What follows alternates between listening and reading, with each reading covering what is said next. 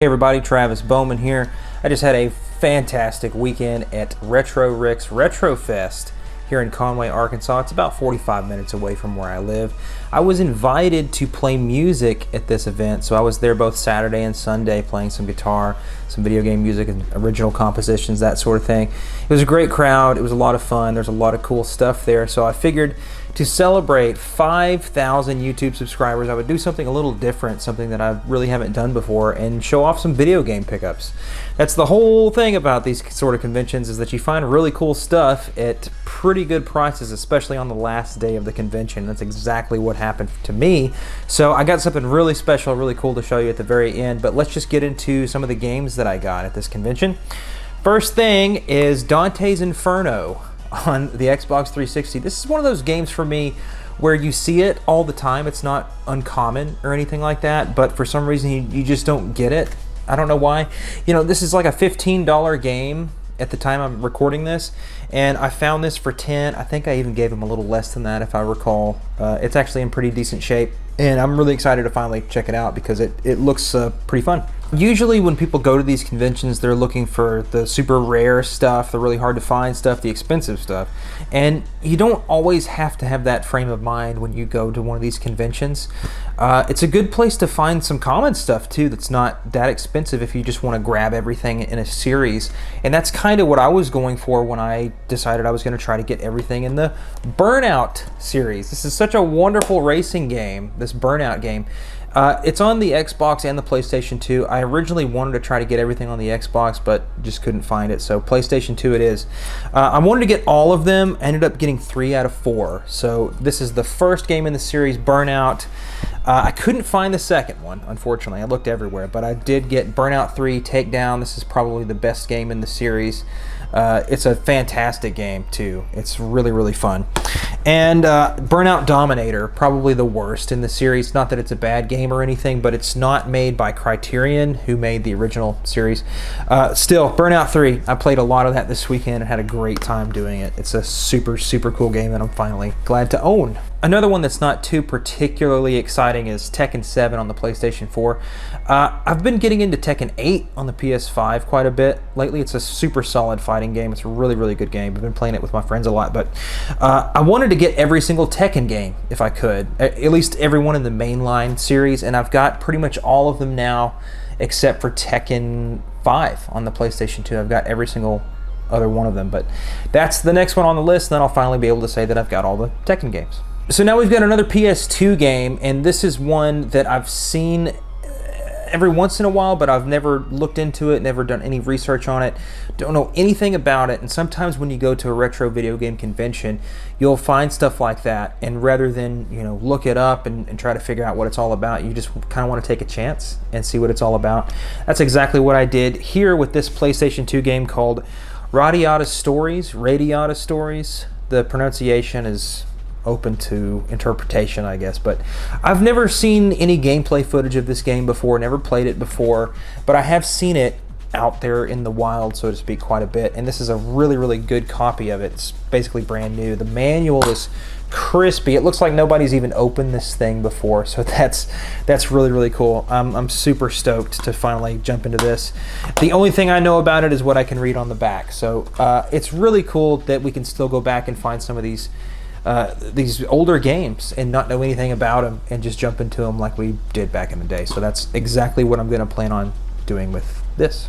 Okay, so the last game that I picked up is a super cool one.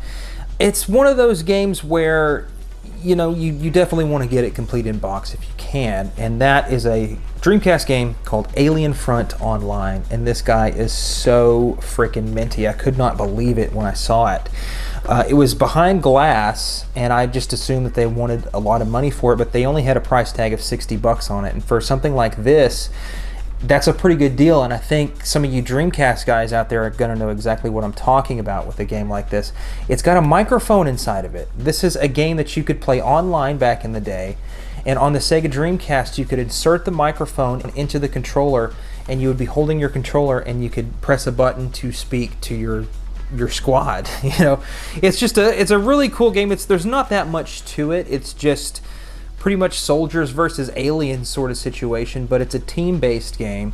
And even single player, it's still a really fun arcade type experience, and that's kind of what I miss the most about this generation, and I think that's kind of what we're lacking in today's video games. But to see not only this game in the box, but to have the microphone, this is the most expensive part of it right here, and you're not going to believe it, but here it is. It's the little green felt. See if you can focus on that. Focus on it, please. There it is right there. Boom.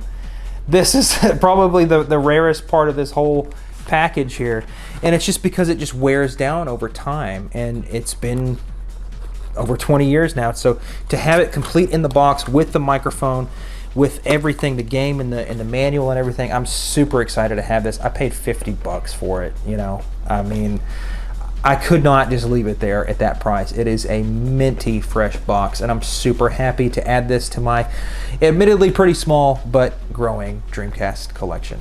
So I've got one more thing, and it comes with a story, okay? So I'm playing guitar at this event. That's the whole reason that I'm there, is to provide entertainment and play music. I'm playing fingerstyle guitar. I'm doing a lot of video game covers as well as some originals. And I was playing my set today, and I noticed this guy just kind of came out of nowhere and started checking me out and sitting in the front row, and he was really getting into it. And he had a big smile on his face, and I was like, well, that's really cool. He must really like this song or something like that. But I played a few more songs, played some originals and everything like that. And then he came up to me right before I was done playing. I still had more to do. He came up to me, and he was like, hey man, I just wanted to say I really enjoyed what you were doing. You kind of remind me of Pierre Bensusan, who is a fingerstyle guitar player. I believe he's from France. But he's one of my acoustic guitar heroes, as well as Michael Hedges, and I played a Michael Hedges piece on stage. I know, played a Michael Hedges piece at a retro video game convention. But anyway, so we kind of bonded over that for a little bit, and he was like, come by my booth when you're done here. And I was like, yeah, where's your booth? I was just assuming that he was a vendor or something like that. And he's like, I'm over here in the back. He goes, my name's Joe White, and I voice Chris Redfield in the Resident Evil games. And I was like, what? That was the coolest thing, to have that interaction with him. And so after all that was said and done, I went up to him and got a photo with him. Here's the photo. He's a super nice guy, super cool guy. So I asked him what he was doing. He's going to California and eventually to the UK, you know, just as Chris Redfield. He's done a lot of stuff with animation and stuff too in the past.